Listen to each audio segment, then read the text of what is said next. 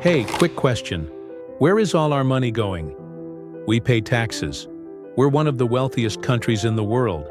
And yet somehow, we're trillions of dollars in debt. Meanwhile, thousands of Americans are living on the streets. So where's the money? Some of these countries desperately need help. But at some point, don't we have to say, hey buddy, if we keep giving you money, we're going to be in worse shape than you are right now. So today, we're looking at the countries the United States throws money at like it's the world's most generous sugar daddy. And yes, this all comes directly from the U.S. Foreign Assistance website. Let's take a look. 10. South Sudan, $710 million. We're starting in Africa, with South Sudan. This country's been in chaos since it was born in 2011. Civil war, political collapse, famine.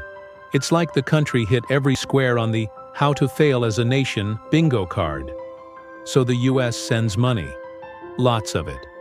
Why? Part humanitarian mission, food, healthcare, water. Part, let's try and prevent a bigger disaster later strategy. Because if South Sudan totally collapses, it could create a mess that spreads across the region. Also, fun fact, the US supported South Sudan's independence.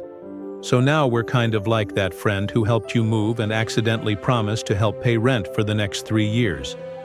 9. Nigeria, $716 million. Still in Africa, Nigeria. Biggest population on the continent. Huge economy. But also, home to Boko Haram and some serious corruption issues. The US sends money to fight terrorism, improve healthcare, and support economic development. But let's not pretend it's all about charity. Nigeria has oil and power, and a lot of young people. So the US invests money as a way to keep influence, and avoid a future crisis we'd have to clean up later. 8. Sudan, $760 million. Sudan. Yep. Another country that's been on fire since, basically, forever. Civil wars, genocide, famine, a government that couldn't organize a 2-car parade. US aid here is mostly about keeping people alive and trying to prevent a total collapse. And yes, we use that aid as leverage. You want the money? Cool.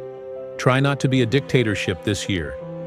It's cheaper to help now than deal with a total breakdown later. Which is why we keep writing checks. 7. Afghanistan, $810 million. Ah, Afghanistan. Our old flame. We spent 20 years and trillions of dollars there, only to pull out and, well, you saw the headlines. But we're still sending money. Why? Because even though we left, we don't want the place to become a terrorist hangout again. So we keep the lights on with aid for healthcare, education, infrastructure, basically trying to keep the place from becoming a sequel to 2001. It's like paying the electric bill on a house you no longer live in, just to make sure it doesn't burn down and take the neighborhood with it. 6. West Bank and Gaza, $930 million. This one's a hot button. The US sends aid to the Palestinians, mostly through USAID, for healthcare, education, and infrastructure. Why?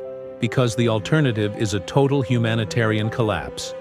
And let's be honest, between wars, blockades, and everything else, it's already pretty close. This money is basically the international version of yelling, "Everyone calm down," while throwing water on a house that's already half on fire. 5. Ethiopia, $1.2 billion. Ethiopia. The country that's been in and out of famine since the 80s, and unfortunately, it's still a major humanitarian concern.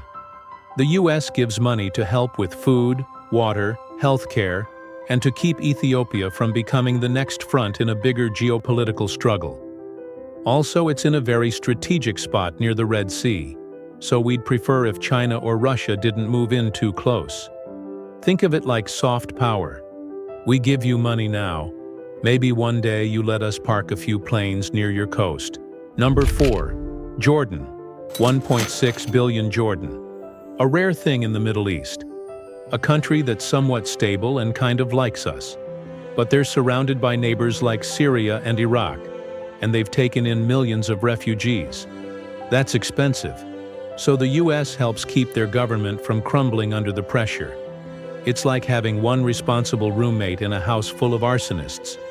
You do everything you can to make sure they don't move out. 3. Egypt.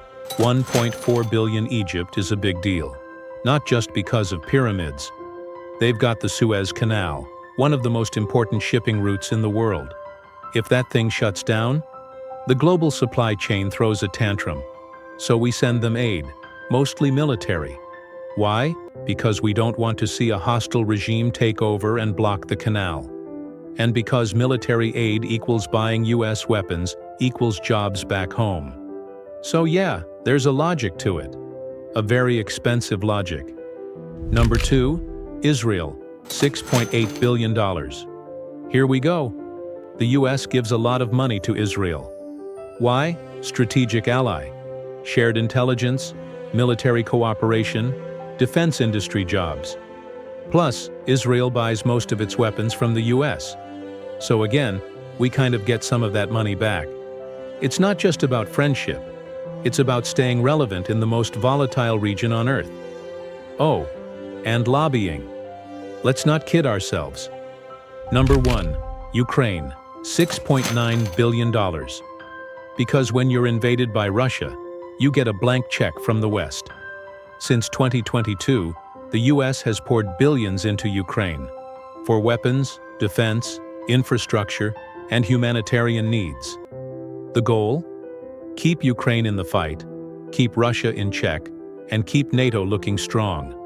And while 2024 saw nearly $7 billion in aid, that number's expected to drop to about $4 billion in 2025, which is still a lot. So there you go, over $20 billion in 2024, just in publicly listed aid, not including the secret stuff the CIA probably moves around in briefcases. Now, is all of this aid bad? Not necessarily, but with all our own problems here at home, homelessness, crumbling infrastructure, student debt, healthcare, it's fair to ask, how much can we really afford to give before we break ourselves trying to save everyone else? Thanks for watching.